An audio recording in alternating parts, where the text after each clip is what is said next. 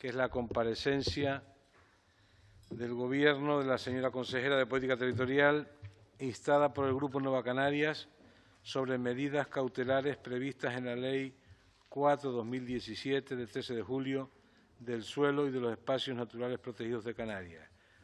Para la defensa de la comparecencia y por tiempo de 5 minutos, doña Gladys Acuña, en nombre del Grupo Nueva Canarias, tiene usted la palabra. Gracias, presidente. Buenos días, señorías, señora consejera y su equipo. Buenos días. Y bueno, un poco por centrarnos y explicar a todos los compañeros cuál es el sentido de la solicitud de esta comparecencia, empezaré por ponernos todos y ubicarnos en qué es la Agencia Canarias de Protección del Medio Natural, como tras la nueva denominación según la Ley 4/2017 de la Ley del Suelo. La Agencia Canaria de Protección del Medio Natural es un organismo público de naturaleza consorcial para el desarrollo en común por la Administración Pública de la Comunidad Autónoma Canaria y por las administraciones insulares y municipales consorciadas de la actividad de prevención, inspección y sanción en materia de medioambiental, ordenación de los recursos naturales, territorial y urbanística, así como la asistencia a dichas administraciones en tales materias y en el desempeño de cuantas otras competencias le asignan el ordenamiento jurídico. Esta es la definición según el artículo 1 de los Estatutos de la Agencia de Protección del Medio Urbano y Natural. Hasta ahora, el artículo 7 de los Estatutos disponía: la adhesión necesariamente llevará aparejada la transferencia o delegación de las competencias de inspección, supervisión, sanción y restablecimiento de la legalidad en materia de disciplina territorial, urbanística y medioambiental, que corresponda a la Administración municipal incorporada a la agencia. Por otro lado, y a la espera de la actualización de los estatutos a la Ley del Suelo 4/2017, las competencias de la agencia vienen determinadas en el artículo 20c de la Ley 4/2017, anteriormente previstas en los artículos 190 y 229.2 del texto refundido de las Leyes de Ordenación del Territorio de Canarias y Espacios Naturales de Canarias.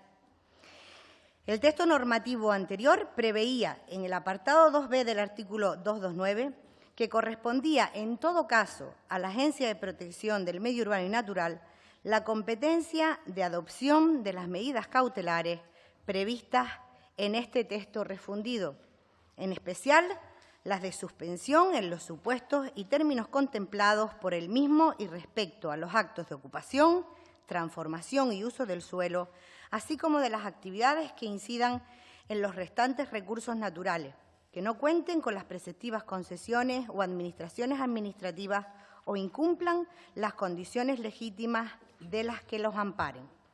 El artículo 20 de la actual Ley del Suelo dispone, entre otros aspectos, lo siguiente: la agencia, en el marco del ejercicio de sus funciones fijadas por la ley con el objeto de mejorar la protección de la legalidad urbanística, territorial y medioambiental, ejercerá las funciones preventivas mediante el asesoramiento técnico y jurídico a la ciudadanía y colectivos, generando la información y los instrumentos que sean necesarios para evitar la vulneración de la normativa con la anticipación en la detección y comprobación de las presuntas infracciones.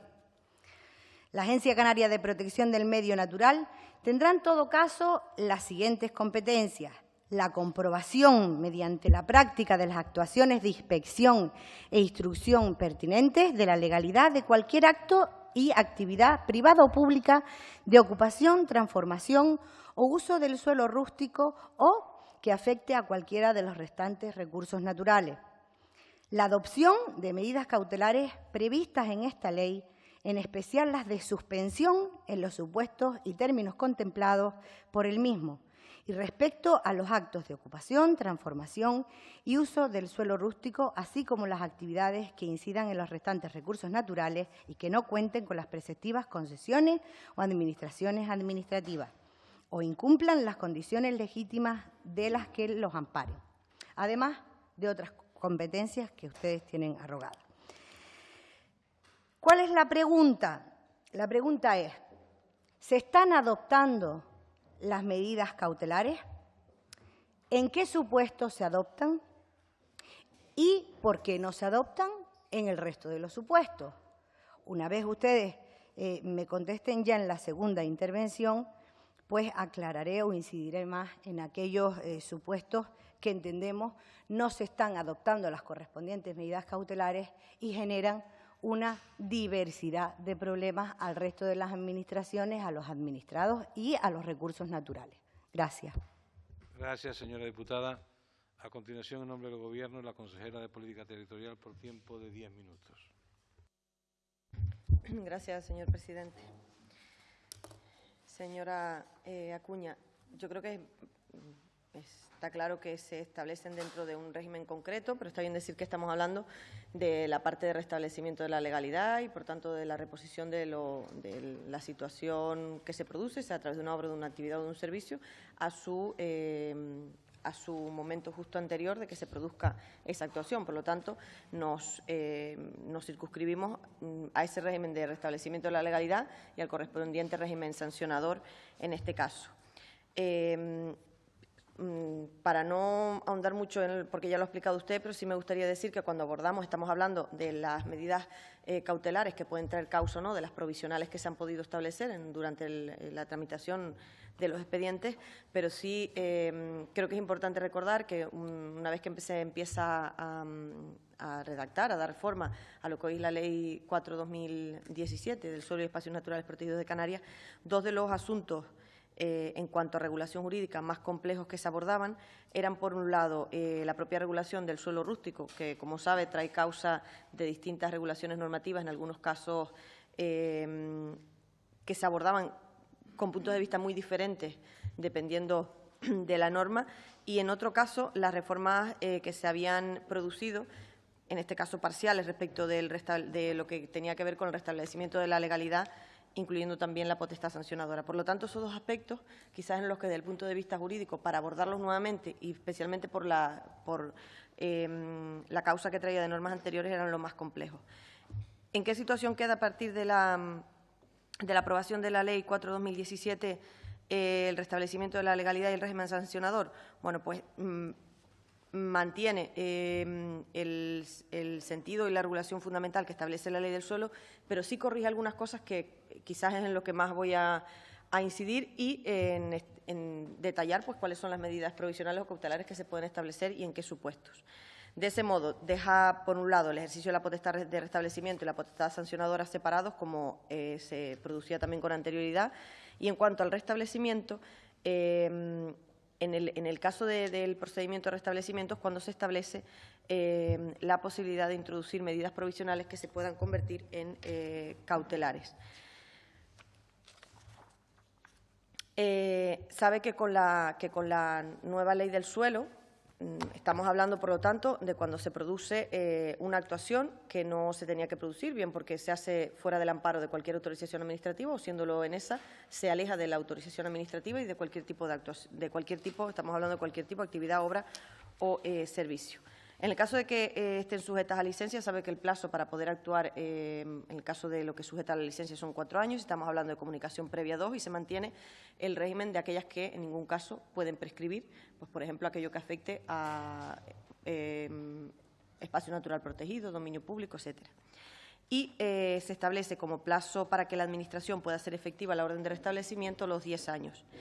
Se regula, como bien sabe, y creo que es importante recordarlo, dentro del régimen de restablecimiento, la posibilidad de aquellas que durante el plazo correspondan a la Agencia Canaria o correspondan a los ayuntamientos, que en esto también pueden intervenir, no hayan actuado en el plazo correspondiente. Sabe que la ley aclara la figura del fuera de ordenación y la posibilidad de que en esas que ya no puedes actuar, no porque simplemente porque el plazo ha transcurrido, por lo tanto no puedes actuar en esas, se establece la posibilidad de introducir el uso consolidado.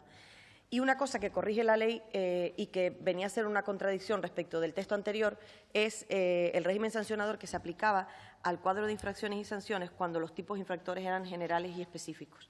Era curioso porque la legislación anterior sancionaba con mayor cuantía o permitía que la cuantía de las sanciones fuera mayor para el caso de las infracciones de tipos generales y menor para los específicos, cuando en realidad se supone que si tienes una infracción por un tipo específico, el bien aquel en el que actúas puede ser, se entiende que puede ser más valioso. Por lo tanto, eso se corrige y se aclaran las competencias que corresponden a la Agencia Canaria y a los propios ayuntamientos. Vale.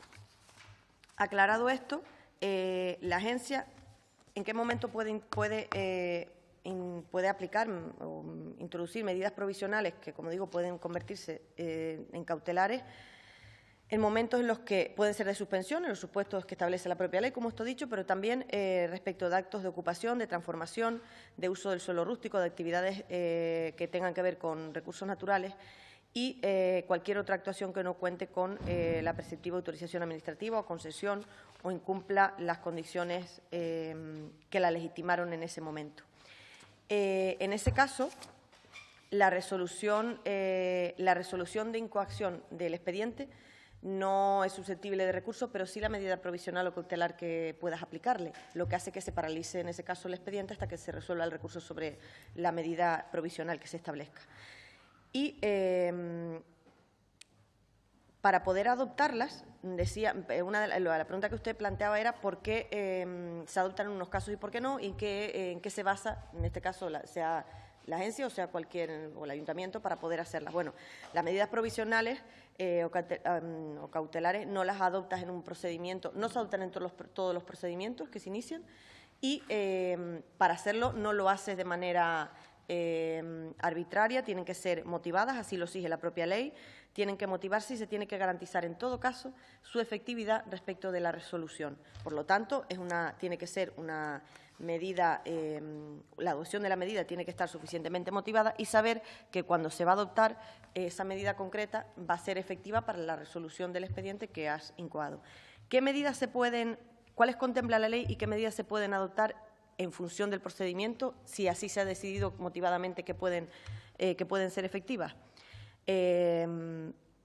Prohibición de inicio de las actuaciones, suspensión de las que se encuentren en curso, precinto de obras, instalaciones de maquinaria, suspensión temporal de actividades, cierre temporal de establecimientos, imposición de garantías económicas que permitan cubrir los costes y de las medidas al final definitivas de restablecimiento, adopción de medidas conservativas de las obras y actuaciones paralizadas, depósito, retención, inmovilización, cuando estamos hablando de bienes muebles, y cualquier otra medida que pueda contemplarse en la ley y que de manera motivada se considere que se puede aplicar. Y hay un caso específico, que en el caso de que estemos hablando de bienes inmuebles, pero destinados a vivienda, a uso residencial, en ese caso solo podrán adoptarse respecto a la actividad constructiva, pero no al uso. Es decir, la medida provisional la aplica sobre el edificio, pero no sobre el uso que desempeña la vivienda, en este caso el uso residencial.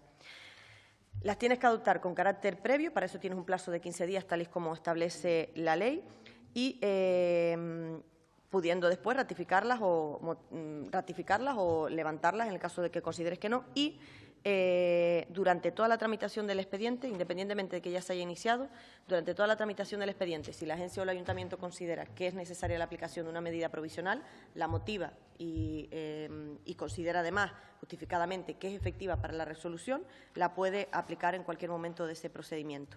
Siempre requiere, como no puede ser de otra manera, audiencia al interesado, de ahí la posibilidad de que también se presente de que presente recurso a la medida y, por lo tanto, parar el expediente en ese caso durante el tiempo necesario para la resolución.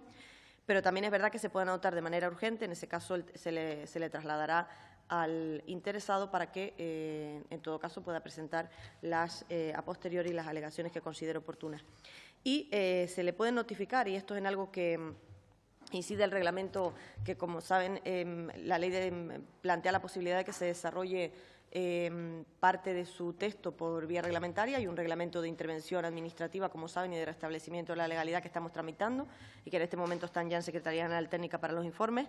Permiten que se notifiquen, que era en algunos casos siempre planteaba problemas, no solo al promotor o propietario, sino al responsable del acto o a cualquier persona que se encuentre en el lugar de ejecución, de realización o que tenga que ver en ese momento que se encuentre o que tenga que ver algo con la actividad, actuación u obra. Una vez establecida, cumpliendo los plazos, habiéndola motivado, se pueden levantar o ratificar a instancia de parte o de oficio durante todo el procedimiento. Y es importante distinguir entre las medidas provisionales, eso también lo tiene que hacer, sea la agencia o sea el ayuntamiento cuando las aplique, si estamos hablando de procedimientos en los que se desarrollan por actuaciones que todavía están en curso pero que no contaron con título habilitante o que sí contaban con título habilitante pero no se ajustan al mismo, o se refieren a aquellas que tengan que ver con comunicaciones previas o actividades diferentes como las extractivas, las mineras, etcétera. En el caso de que sean actuaciones carentes de título habilitante, pues pueden ser cualquiera de ellas, por ejemplo, cualquier actuación, actividad o servicio, no se las voy a nombrar otra vez, pero podemos hablar de la suspensión o de precinto de actividades en el caso de que se estén desarrollando. La ley lo regula, no lo voy a... Está claro, porque además tiene una regulación tasada en el texto, el procedimiento para aplicarlas y para desarrollar todo, en este caso, cuando hablamos de que sí se han ejecutado sin título habilitante, cómo se aplican, la posibilidad de comprobar si la actuación es legalizable o no es legalizable. Bueno, todo eso está perfectamente regulado en el texto.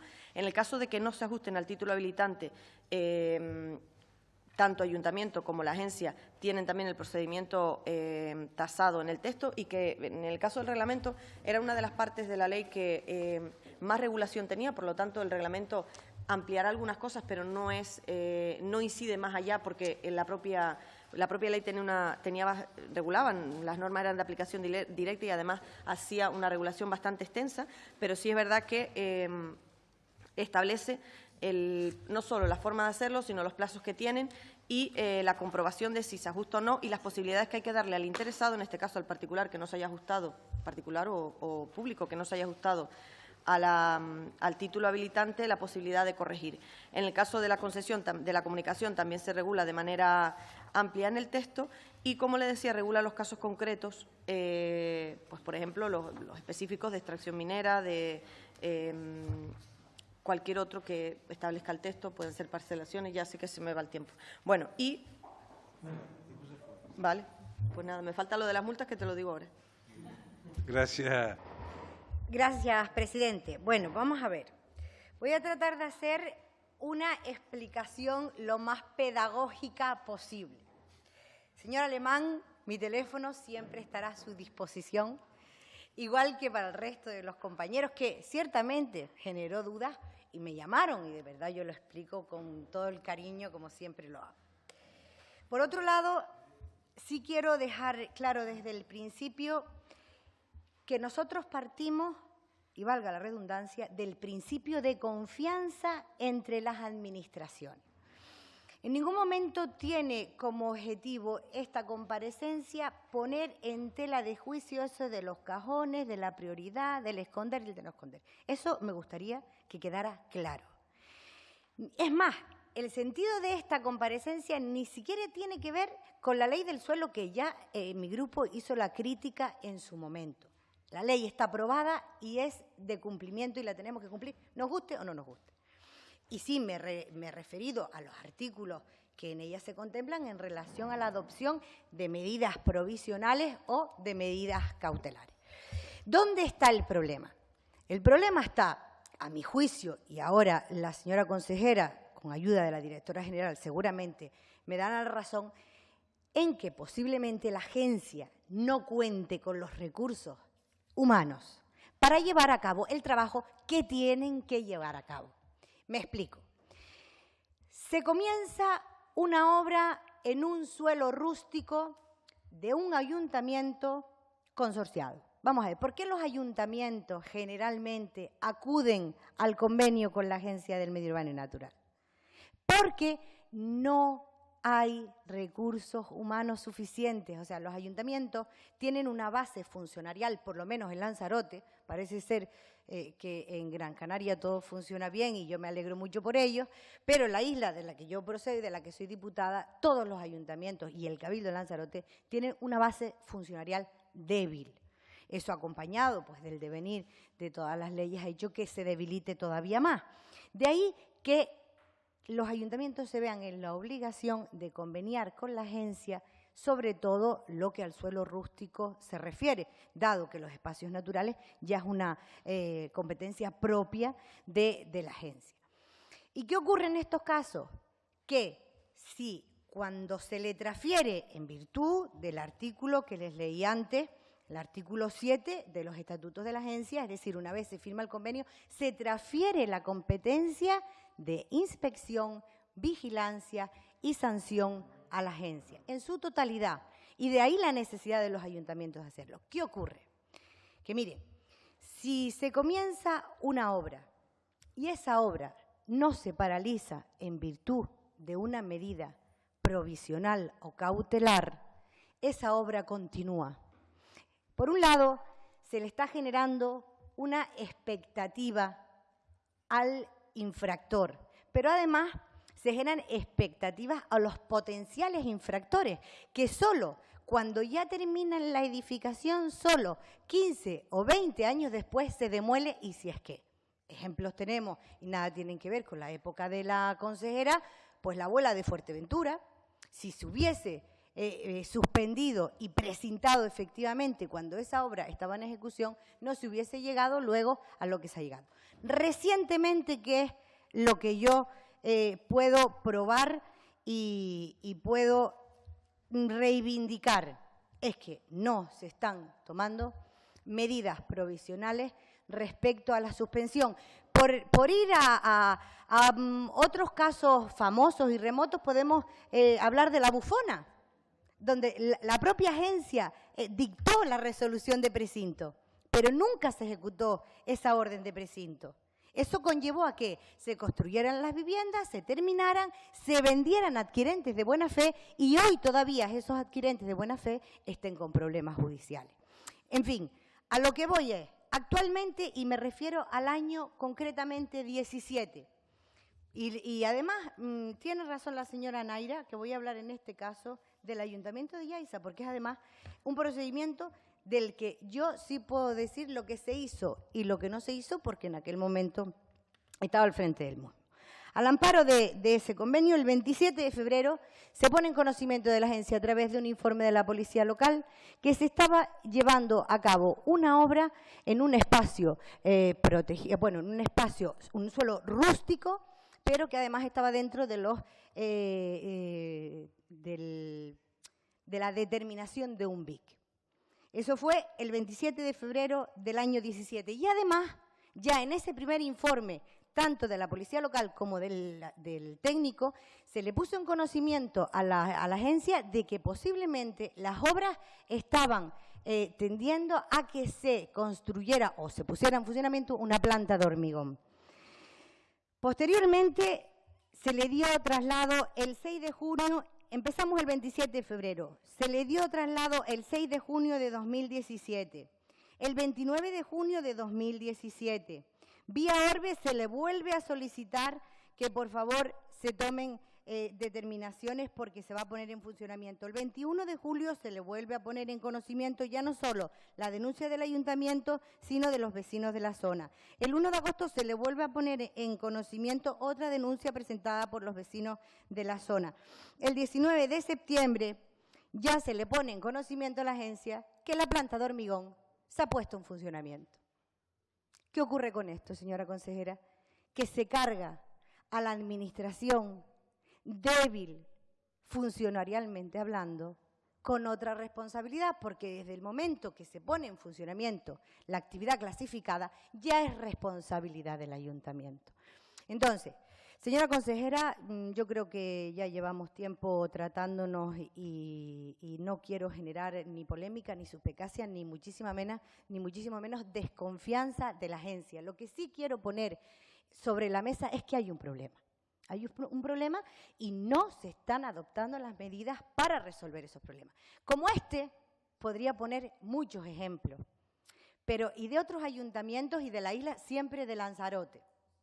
Ahora bien, ¿cuál es la conclusión? Que mire, ahora mismo la agencia es ineficiente. Ahora mismo la agencia no está cumpliendo con su labor de protección del medio natural, de los recursos naturales, y creo que adoptando medidas provisionales, una vez se dote pero incluso hasta con el propio personal, yo creo que si el propio personal estableciera dentro de su procedimiento regular la adopción de este tipo de medidas que a lo mejor estos funcionarios ven como excepcionales y se vieran como normales, se podrían evitar muchísimos problemas que al final derivan casi siempre en los tribunales y luego ya no sabemos ni qué pasa ni qué no pasa, pero lo cierto es que puede haber una planta de hormigón funcionando dentro de un BIC. Nada más, señora consejera, y este era el objeto de la comparecencia. Espero que todos me hayan comprendido. A ver, asientan con la cabeza. Muy bien. Y bueno, nada más, señora consejera, gracias. Gracias, señora diputada.